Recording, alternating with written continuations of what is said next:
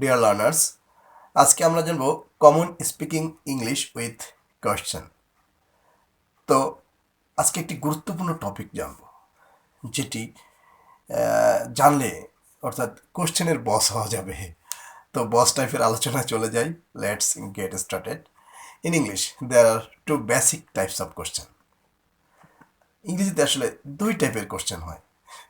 এর আগের ক্লাসে আমরা জেনেছি দুইটা ইংরেজির পথ, রাইটিং ওয়ে দুইটা, আর আর চারজন হচ্ছে এক্সপ্রেশন। তো যাই হোক, আজকে আমরা জানবো যে basic to types of question. এটা কিন্তু খুবই গুরুত্বপূর্ণ, যে আপনি যদি প্রশ্ন করতে না জানেন তাহলে সবাই বুঝবে আপনি বোকা। সো প্রশ্নটা করতে হবে কীভাবে। আমরা এক নম্বরে জানবো yes no question often begin with the verb to be verb দ্বারা ইয়েস নো কোশ্চেন হয়, but can also begin with other auxiliary verb. অন্যান্য অক্সিলারি ভার্ব দ্বারাও করা যায়। আচ্ছা, অক্সিলারি ভার্ব কারা? আমি বলছিলাম টেন্সের ছেলে মেয়ে, অর্থাৎ ভার্বটা টেন্সের যে ছেলে মেয়েগুলি আছে।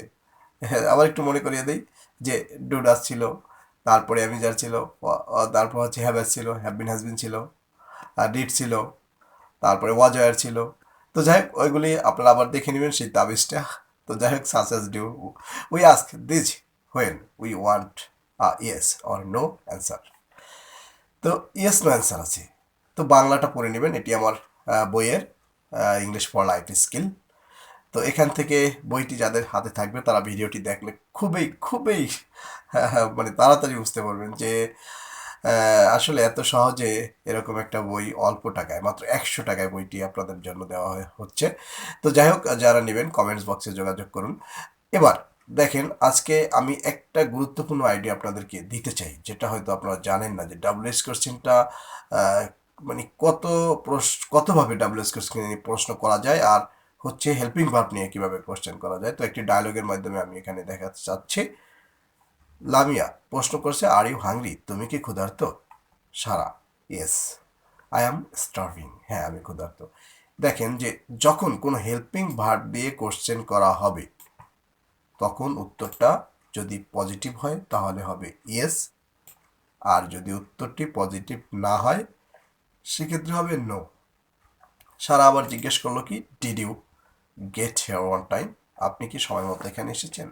Lamia, no I missed the bus. না, আমি বাস মিস করেছি। এবার 2 নম্বরে আসি। Who, what, where, when, why or how. We ask this type of question when we want different kinds of information. This question cannot be answered with yes or no. এই যে WS question দিয়ে প্রশ্ন করলে কিন্তু yes no বলা যাবে না, অর্থাৎ শুরুতে ইয়েস নো বলা যাবে না। এটা কিন্তু আইএলটিএস স্পিকিং এ ভেরি মাচ ইম্পর্টেন্ট। তো যাই হোক, লামিয়া জিজ্ঞেস করছে, why are you so hungry? আপনি এত ক্ষুধার্ত কেন? Why are you so hungry? এবার কিন্তু ইয়েস নো নাই। I didn't eat breakfast. আমি নাস্তা খাইনি। সারা জিজ্ঞেস করছে, when did you get here? আপনি বা তুমি এখানে কখন এসেছিলে? About half an hour ago. তো দেখেন, এখানে কিন্তু কোনো ইয়েস নো নাই। ডাব্লিউএস কোশ্চেনের পরে যদি হেল্পিং ভার্ব থাকে তাহলে বুঝতে হবে যে এটা অবজেক্টের জন্য, আর ডাব্লিউএস কোশ্চেনের পরে যদি হেল্পিং ভার্ব না থাকে তাহলে বুঝতে হবে এটা সাবজেক্ট বের করার জন্য। যেমন who loves Lucky, who does Lucky love. দেখেন, দুইটা কোশ্চেন, হু লাভস লাকি এটাও সঠিক, হু ডাস লাকি লাভ এটাও সঠিক। তাহলে এখানে হুয়ের পরে ডাজ আছে, এখানে হুয়ের পরে কিছুই নেই, ডাইরেক্ট ভার্ব। তাহলে এখন এই যে দেখেন প্রশ্ন, যে যদি হু লাভস লাকি, কে লাকিকে ভালোবাসে?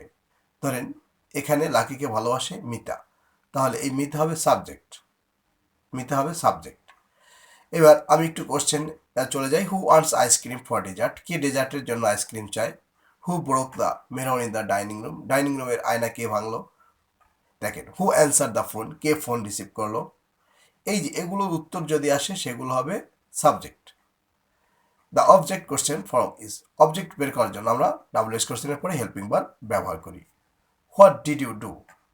দেখেন, হোয়াট ডিড ইউ ডু, এই ডিডটা হচ্ছে হেল্পিং ভার্ব, আর এই ইউ সাবজেক্ট, আর ডু হচ্ছে ভার্ব। অ্যাট দ্য উইকেন্ড, আপনি কখন থেকে ছুটিতে আসেন?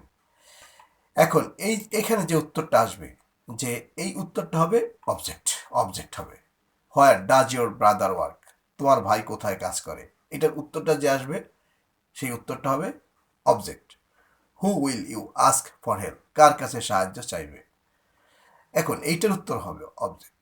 তার মানে মনে রাখবো যে যদি আমরা ডাব্লিউএস কোশ্চেন দিয়ে যদি অবজেক্ট জানতে চাই, তাহলে আমরা ডাব্লিউএস কোশ্চেনের পর হেল্পিং ভার্ব ব্যবহার করব। আর ডাব্লিউএস কোশ্চেনের পরে যদি আমরা সাবজেক্ট জানতে চাই, তাহলে কোনো হেল্পিং ভার্ব ব্যবহার করব না। Take note, asking question with how. The question word how is usually combined with other words when asking for information such as size, someone age, or the price of something. অর্থাৎ কোনো কিছুর যদি size জানতে চাই, age জানতে চাই, অথবা price জানতে চাই, তখন আমরা হাউ ব্যবহার করব।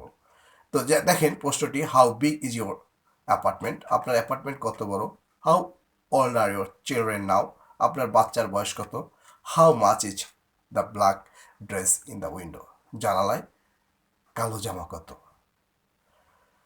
এই হচ্ছে ডাব্লিউএস কোশ্চেনের নিয়ম। আশা করি বুঝতে পেরেছেন। তারপরে যদি কোনো কোশ্চেন থাকে অবশ্যই জানাবেন কমেন্ট বক্সে।